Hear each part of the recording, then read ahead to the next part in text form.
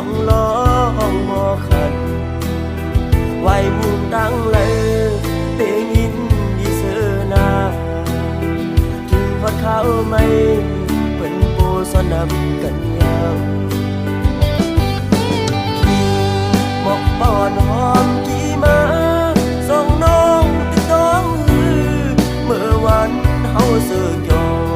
ก็ยุ่มในความหวานอำหันน้องในเจอสายอับเป็นเสือ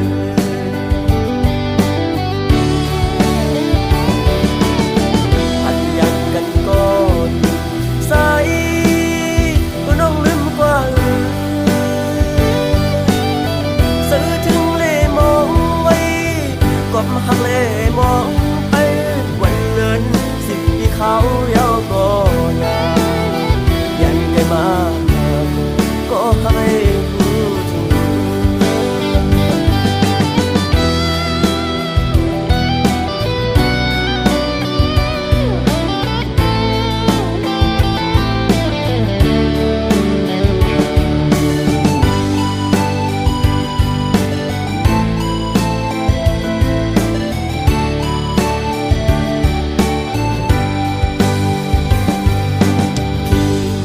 ยังอ่อนกอดขึ้นมา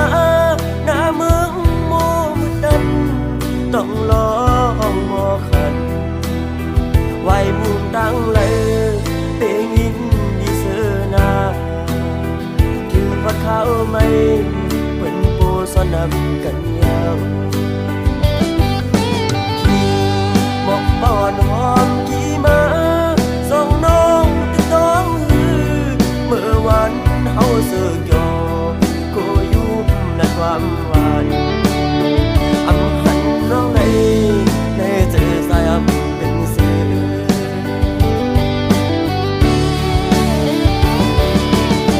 อันอยากกันก็ใส่ก็น้องลืมกว่าซื้อถึงเล่มองไว้ก็มาหักเล่มองไปวันเงินสิบที่เขาเยาก็ยายันไกลมาก็ให้พูดถึงยันไกลมาก็ให้พูดถึง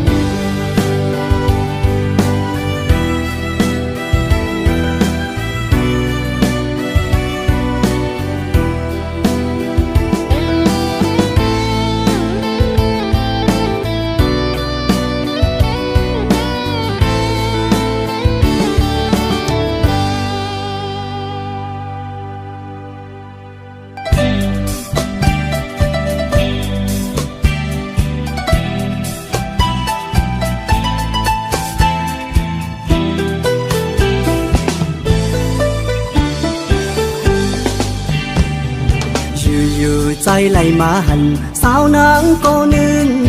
จื่อมันห้องว่าเป็นเจ้าคืออาแมงเป็นหือก่อนางเอ้ยพ้องเฮายังไปยานสายเจอมัดขอดกันไว้กึ่งความนี้ในเจอใจเฮานางพอหูถึงว่าไอ้นี่ผู้เยาว์เฮินวออยู่ใจไหลมาหันสาวนางก็นึงจื่อมันห้องว่าเป็นเจ้าคืออาแมงเป็นหือก่อนนางเอ้ยพ้องเฮายังแต่งยานสายเจอมัดขอดกันไว้กึ่งความมีในเจอใจเฮานางก็หูถึงว่าไอ้นี่ผู้เยาว์เฮินวอเมื่อเขาวันปล่อยสู่เฮามาทบกันสายตาอ่อนเลยตุ้มเจอกันเลยป้าความหักเนื้อใจยืนจูหับตอนอยู่อำลืมน้องเอ้ยใจอำลืมเลยสายลมทองกัดเย็นคำคืนวันเสาร์หันเงาลุกเดินทองเปิงนางเจิงในเป็นสายเจอหักใจปันแห้งน้องอยู่ผาดกว่าก็น้องอย่าไปลืมใจความหักมัดกันไว้เธอนางขึ้นหูถึงว่าไอ้นี่ผู้เยาว์เฮินวอ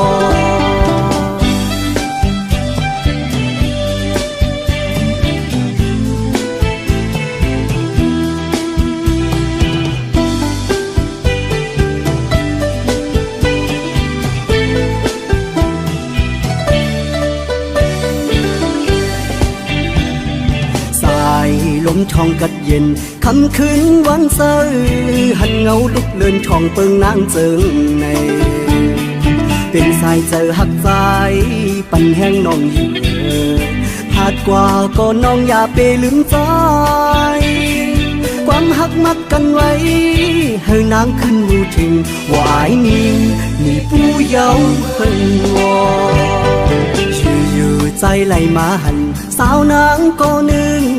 จื่อมันห้องว่าเป็นเจ้าคืออาแมงเป็นหือก่อนางเงยพองเฮายังไปยันสายเจอมัดขอดกันไว้กึมความมีในเจอใจ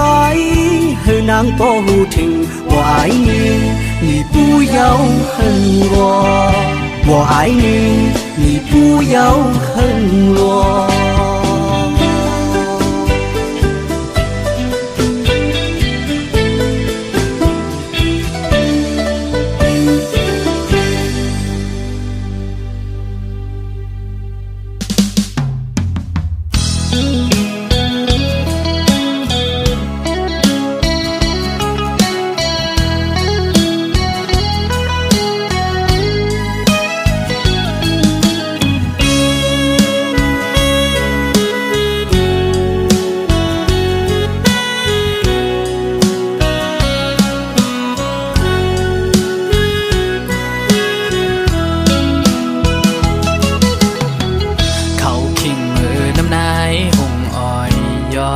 ยำพ้องจึงใน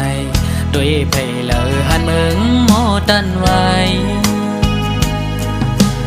ลมทองปัดมายินกันเป็นกำเปมาย่อนเจอนั่งเงาอยู่เจอปิวเป็นกำเขาก็เลยเปมายินอยากเจอเอาน้ำซึมเนื้อตาจูเงาอ่อนปีขึ้นวนหันแม่นปื้นหักอ่อนเฮาเอ็นอันหักเนื้อมือแห้งหน้าก็เหมือนปีมีวดวันหลังเกิดเป็นก้นซ้ำกอดผ่านผัดยันใกล้กันก็ดีก็เมืองยาว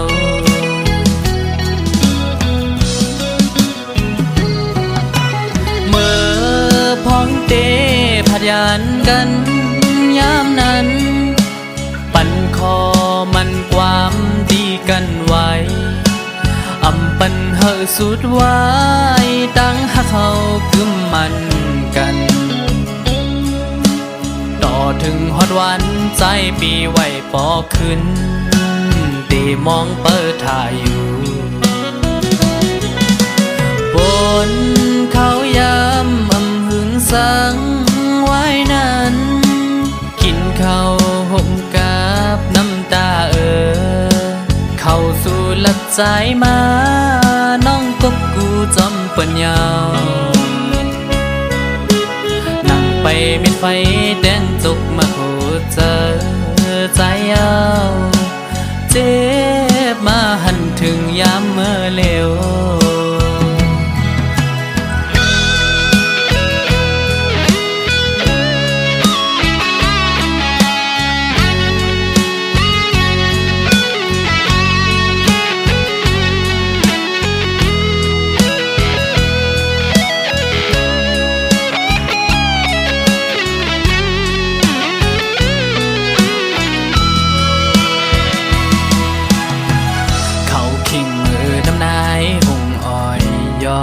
ยำพ้องจึงใน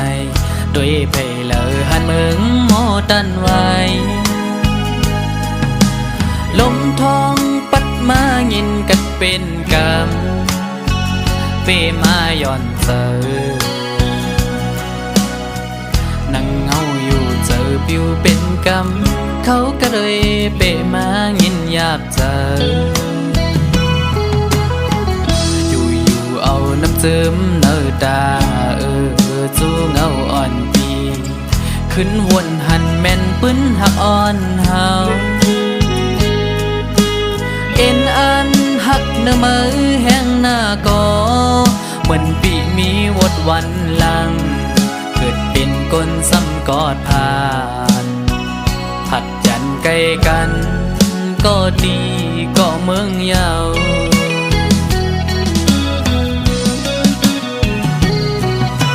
เมื่อพ้องเตผัดยันกันยามนั้นปันคอมันความดีกันไว้อำปันเฮอสุดไว้ตั้งหักเขากึมมันกัน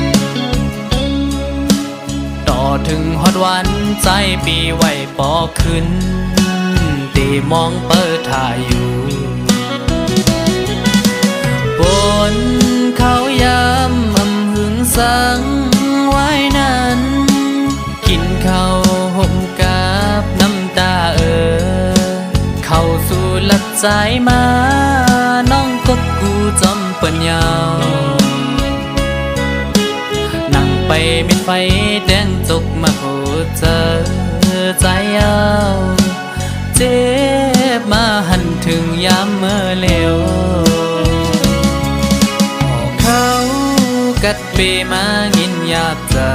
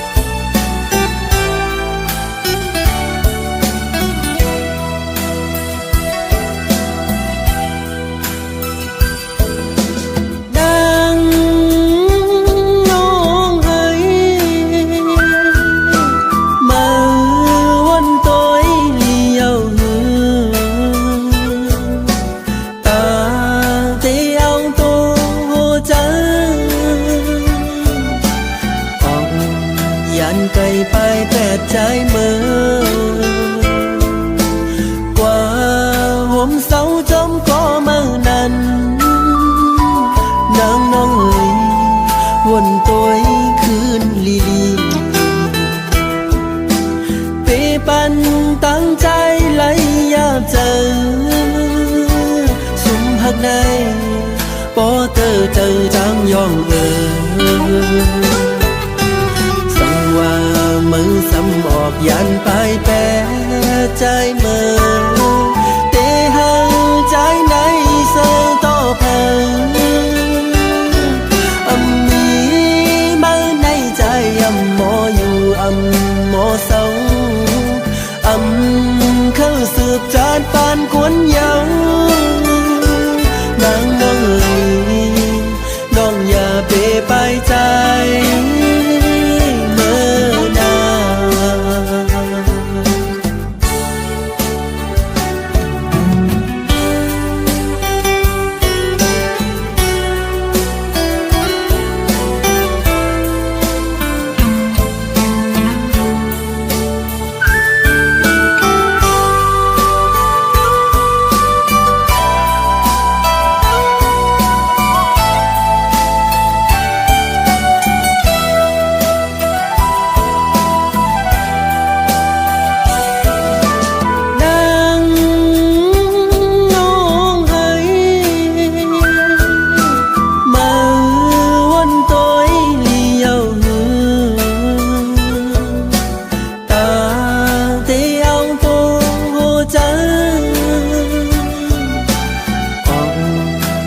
ไกลไปแปดใจเมื่อกว่าห่มเสาจมก็เมื่อนั้นนางน้องเอ๋ยวนตัวคืนลีเปปันตั้งใจไหลยาบเจอสุมหักในปอเตอเจอจางยองมือ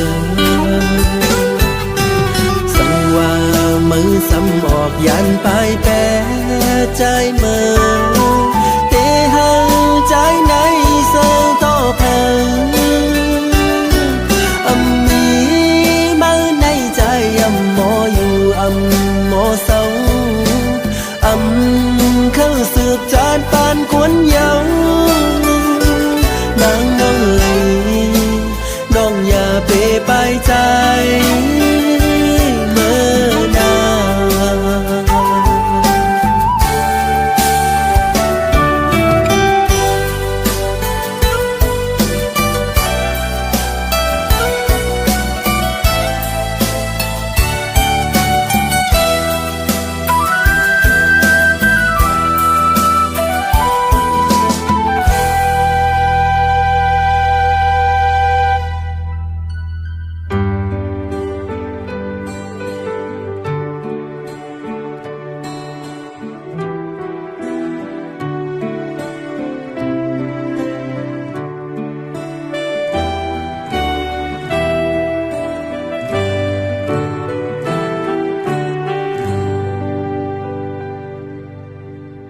เป็นหมอกอายเฮือนหอมอันกิสูงอยู่เนอโพยนันตายินมือ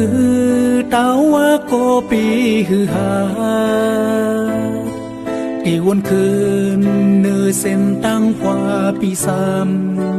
ตึกมีเนอหลับสิ่งผมว่าเป็นหมอกเกินเงินคำเพิ่มไข่หักยาวออกปานอนสายย้อนมามันนำเธออยู่ฝ่ายอันลมซิมไว้ตั้งหาปลายเดียวสังนมสมเสอตีผังเนื้อตูตีผากหูใจสูมือสมเผยกอตีลมย้อนสู่ปันตีลมให้เนื้อใสตีหาเส้นทางลืมก่อนไหลก้าวหักมาดึกใจถึงมาสั่งลงมืออยู่ผมจอมเปิดให้ลงมืออยู่ลีเสื้อใส่ก็ปานอนสายย้อนมามันนำเธออยู่ฝ่ายอันลมซิมไว้กลางหาภายเดียว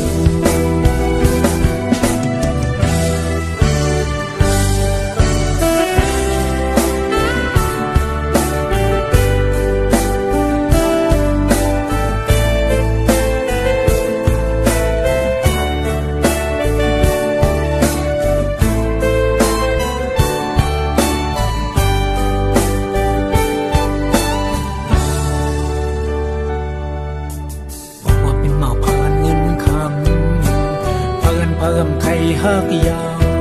ออกปานอนสายย้อนมามันนำเธออยู่ฝ่ายอันลมซิมไว้ตั้งหาปลายเดียวสังนมสมเสอตีผังเนื้อตูตีผากหูใจสู่มือจอมเผยกอตีลมย้อนสู่ปันตีลมให้เนื้อใส